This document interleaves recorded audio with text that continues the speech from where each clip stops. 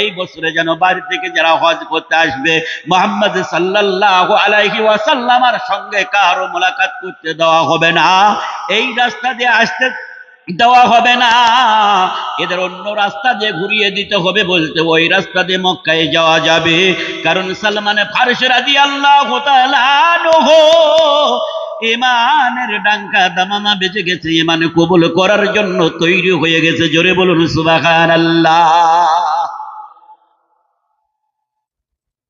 মনে মনে চিন্তা করলেন, একে মক্কা থেকে মদিনাতে বিক্রি করে দেওয়া হলো। মদিনায় যখন কিনে নিয়ে যাওয়া হলো, হযরত সালমান ফারসি রাদিয়াল্লাহু তাআলা আনহু মদিনায় বিক্রি হয়ে গেলেন। কিছুদিন পরে যখন ওই মক্কার আপনার মদিনার মানুষেরা হজ করতে এসেছে গো, হজ করতে আসার পরে